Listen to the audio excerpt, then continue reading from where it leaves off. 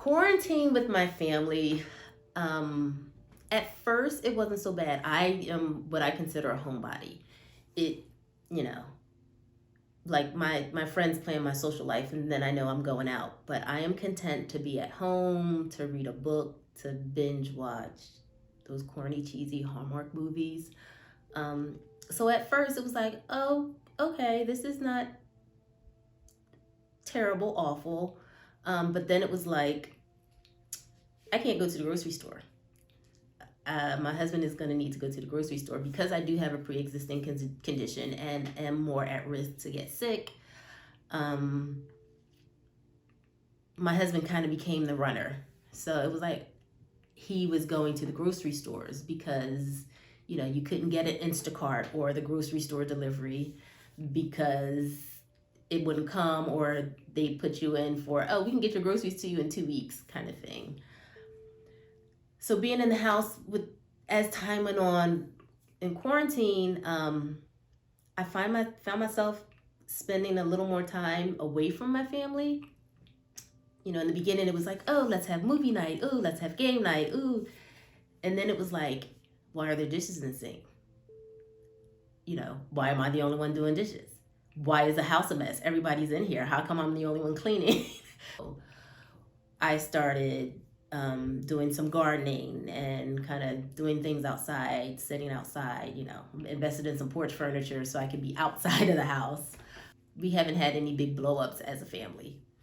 Just, we get on each other's nerves. Thankfully, we have a big enough house where everybody has their own space. I can come to my little yoga room sanctuary that I stole from my kids. It used to be their playroom, but I kept it for myself. My kids have their bedrooms. My husband can use another room. Okay.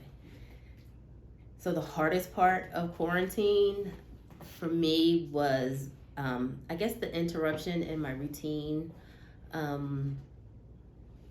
Not being able to see my friends, not being able to see family members, and not being able to go to church. I sing on the choir, and so, I consider that my church family. That's another social outlet.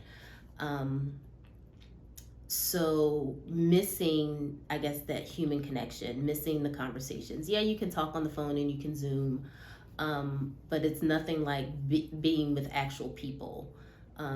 Going to choir rehearsal on Monday nights and, yeah, working hard, but also kind of having fun and shooting the breeze with people. Missing that part. I think that's been the hardest part. One of the hardest part. The other hard part is when my husband, with his job, started seeing clients in person again and traveling.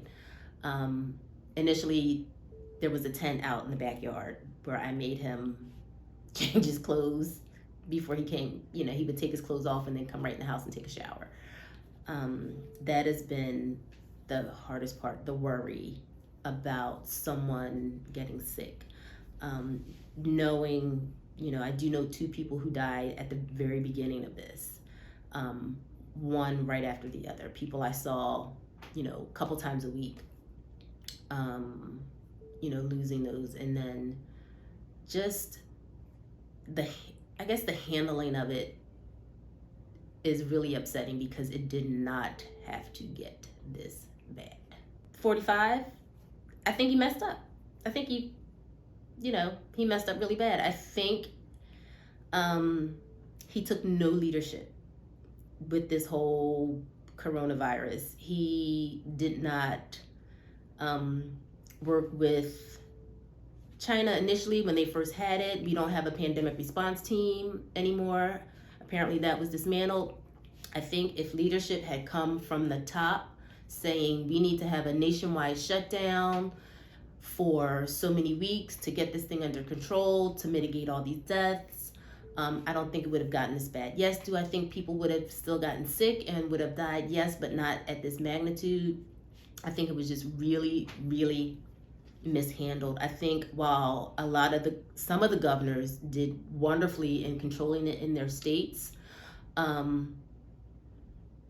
it just didn't, you can't have two neighboring states doing two different things, because the state who's doing okay is going to be impacted by the state that's not doing okay if people are crossing state lines. So I think a nationwide shutdown for so many weeks would have been fine, because we have a lot of money in this country, and they could give more than $600. They could have sustained people at least for a month shut down financially and given money to businesses. And so things could have slowly started opening up. I think taking the lead from some of the countries who have been successful, instead of thinking about yourself and thinking about your cronies on Wall Street and all that stuff. And great, yeah, 401ks might have gotten better during this pandemic, but there's a lot of people out there working jobs who do not have the advantage of a 401k. So I think 45 is crap. I think he's crap. I think he needs to go. I think he handled it horribly, horribly, horribly, horribly.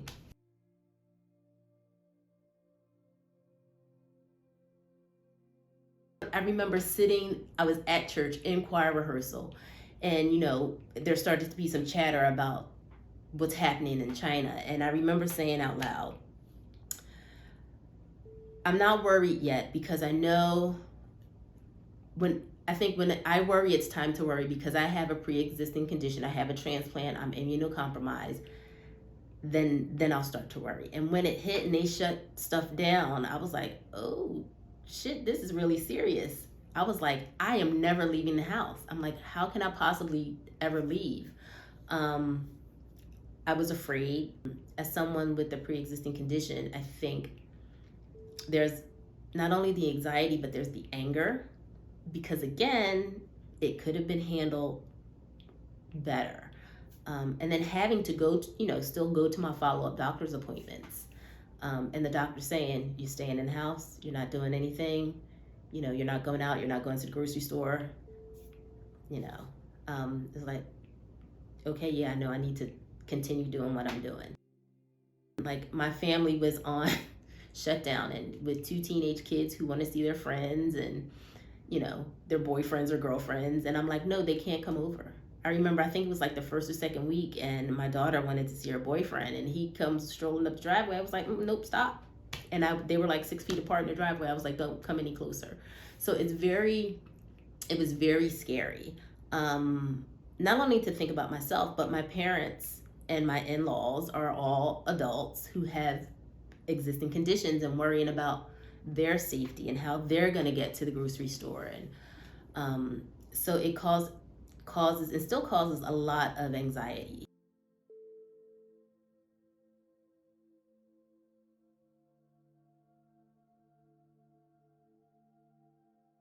Through COVID, I think I've gotten more faithful. I've actually been more in tune, I guess. I read my Bible more. I definitely pray more. I'm actually more involved in church, a little more involved in church than I was prior. Like, I'm no longer singing on the choir. They have people who go in and sing. You don't want me in front of the microphone, but I now teach women's Bible study. A part of that teaching team, and I also am part of the teaching team for Sunday school, adult Sunday school. I think, honestly, with this pandemic, the first thing I thought about was the book of Revelation. I also thought that with all of this stuff that's been going on in the world, I think God may be sending a message, maybe not directly to me or directly to someone else, but with all that's going in the world, I think maybe we just needed to be sat down. And I think what I've seen in terms of faith is, and going to church is one thing, I've learned, is that the building is not the church. Church has gone on. People are attending services, they're attending Bible study in numbers bigger than when we were allowed to be in person. It's definitely more convenient because you can log in and Zoom your services, you can log in and Zoom to Bible study. But those Facebook live sermons that pastors are doing in their pulpits in an empty church are being shared through social media, and they're being viewed hundreds and hundreds and hundreds of times. So maybe God used this to bring more people to Him, because, you know, as a believer, I believe that God is in control no matter what happens. We don't always know the reasons for what goes on. And I equate that to kind of being a parent. You know, God is my father. And with my parents, I used to ask why. And they said, because I told you to. I don't need to know why. Um, so in this time, my faith has gotten stronger. I've seen, while yes, people have died, I've seen people get better. I've seen people turn their life over to Christ. I've seen um, things that I haven't seen. I mean, just take financially. I'm doing a little better during COVID than I was when I was going into work every day. I don't know what changed. Maybe I'm not spending gas money, maybe, but I don't know. So God has a way of working things out.